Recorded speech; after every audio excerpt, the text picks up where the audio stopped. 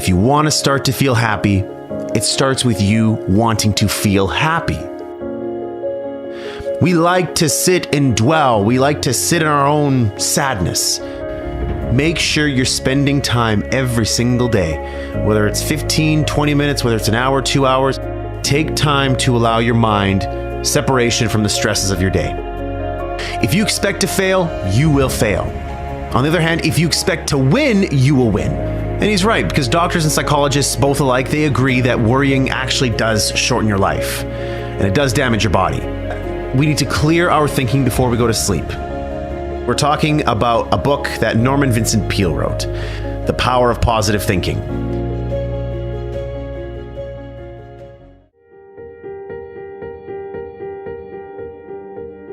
Let's kick this off with golden nugget number 1, creating your own inner happiness. That you are responsible for your own happiness. Because unhappiness is usually the byproduct of you thinking sad thoughts, you having these negative feelings, you having resentment towards others, and just having an overall crappy outlook on life. So if you think those things, what do you think is going to happen? You have to force yourself to not think those negative thoughts. Peale says we have to get into the happiness habit by thinking upbeat, cheery thoughts throughout the day. We like to sit and dwell. We like to sit in our own sadness. I don't like to do that, but I just know that sometimes my brain forces me to do that, and I don't know why. So I have to force myself to not do that. I have to put on upbeat music. I have to go do something productive. I have to get in the gym. I have to go hang around friends that are going to make me laugh. And it's tough. At first, it doesn't feel right. It feels like you're forcing it because you are forcing it. But eventually, it starts to make you feel better. There are miracles happening all around you. There is beauty all around you. Open your eyes and look. Can you see the sun shining? Great. Can you hear the birds chirping? Great. Can you feel the warmth of the sun on your skin? Awesome. There's simple beauties all around us. If you want to start to feel happy, it starts with you wanting to feel happy. So short circuit those negative thoughts. And when you start to feel bad, when you start to find yourself gossiping, feeling guilty, feeling angry, feeling whatever it is you're feeling that's negative, turn that around. Force yourself to think positively, do positive things. And while it doesn't feel right at first, keep going. You're on the right path. Golden nugget number 2, the antidote to anxiety. Is that people waste a lot of their time, a lot of their energy fuming and fretting about things that they cannot control. Go back to Covey's principle. Circle of concern, circle of influence. Focus only on those things in the circle of influence. Everything else in the circle of concern, you can't control. You can't affect that. So move on. Don't allow your mind to just spend time in that space. You're wasting your mind's energy. So as part of this antidote to anxiety, Peale says that we need to slow down to relieve our anxiety and to attain peace. And he suggests meditation. He suggests that we devote at least 15 minutes daily to calming and relaxing ourselves by thinking peaceful thoughts, or not thinking anything at all. So something he shares in the book is to help get rid of the tendency to worry and get angry, we need to relax and spend a few minutes thinking about beautiful, peaceful settings, hearing the birds chirping, feeling the sun on our face, all these things that I was talking about before, where it's just a matter of you actually thinking that in your mind. Wherever you are, if you're at work, if you're in your house, it doesn't, or close your eyes and open your mind to maybe a place where you were on vacation before. And go there for 15 minutes. Smell the smells, feel what the sand feels like on your feet, feel yourself plunging into the ocean. So the antidote to anxiety, it's all about clearing your mind. However you choose to do that, make sure you're spending time every single day, whether it's 15, 20 minutes, whether it's an hour, 2 hours, if you're working out at the gym, whether you're doing yoga, whether you're going to cycling class, whatever, take time to allow your mind separation from the stresses of your day. Golden nugget number 3, expect the best. If you expect to fail, you will fail. On the other hand, if you expect to win, you will win. So, what seeds are you planting in your mind? Are you planting seeds of positivity or seeds of negativity?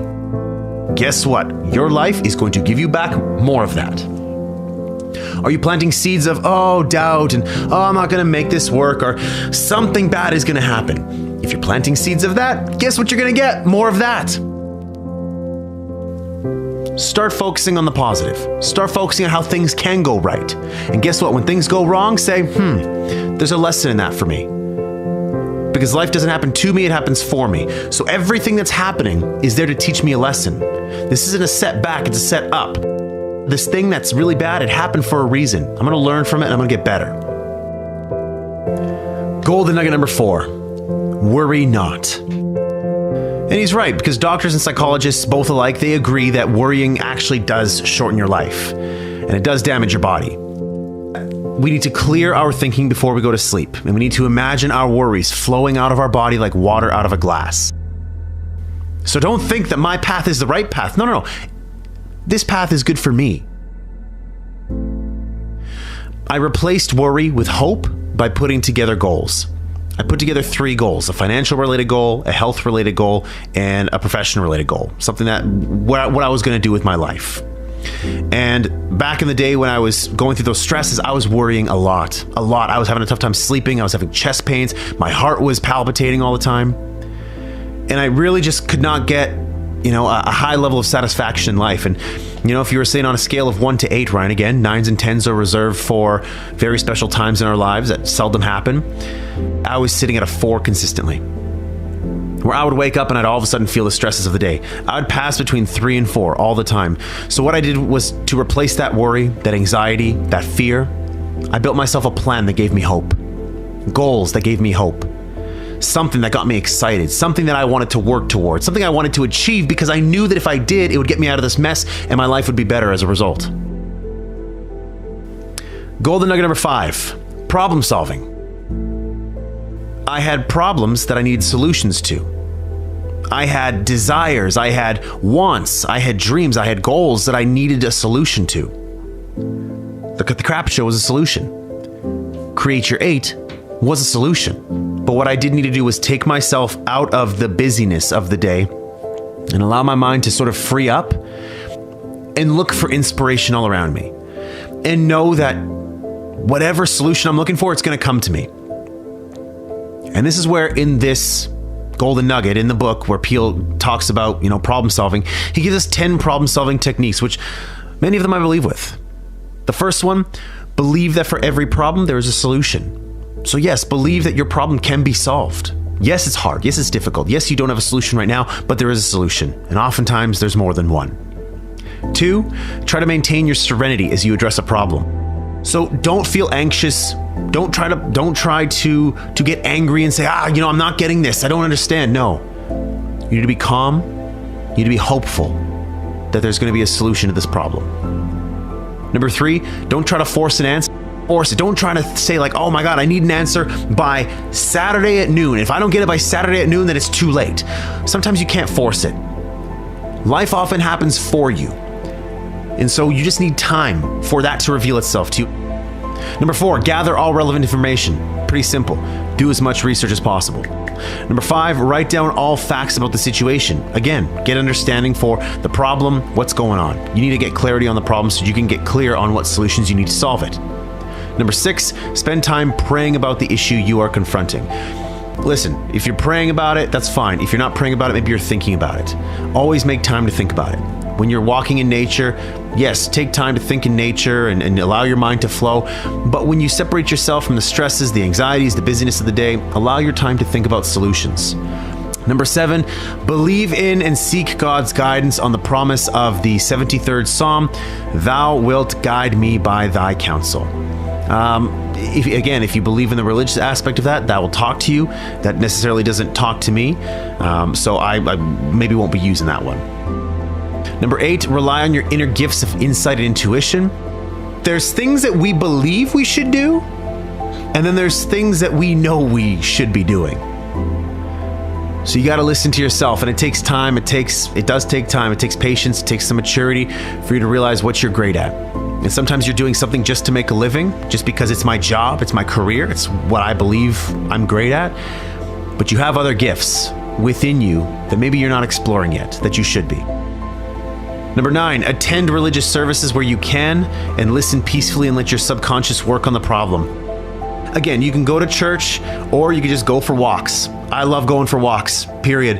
I'll put music on my ears and allow myself to think. Pretty simple. Number 10, the answer that develops in your mind or comes to pass is the right answer. So I just allowed the thoughts that came in my mind. Whenever I had a thought, an inspired thought, I wrote it down on my phone. Pulled up my phone, opened up the notepad, and just wrote it down. At the end of the day, I would think about it, ponder on it, say, you know what, this idea is something I want to go further into and dig deeper into that. That's exactly how this show happened. That's exactly how Create Your 8 happened. It's exactly how you're going to find solutions to your problems. Last but not least, golden nugget number 6, how to handle heartache. Now, everybody at some point in their life experiences heartache, and it's tough. And so Peel says that for us to get over heartache, we need to resist the heartache by staying busy. So if you're getting a divorce from your husband or your wife, if you just broke up with your girlfriend or your boyfriend, if you just lost a loved one, if a loved one passed away, a friend, a family member, doesn't matter who it is. He says that in order for you to get through it, you need to stay busy. You need to return to your normal activities as soon as possible after a loss or a defeat. And you need to resist the temptation to brood and feel sorry for yourself. I got to get back to work. I got to get back to my goals, get back in the gym, get back to eating right, get back to hanging out with my friends, my family, listening to the music that I was listening to. We have to return to life. But sometimes we just have to be sad and we have to work our way through it. But the key here is to not allow your mind to dwell on it for too long. That's not handling heartache. That's allowing heartache to take control of you and to win.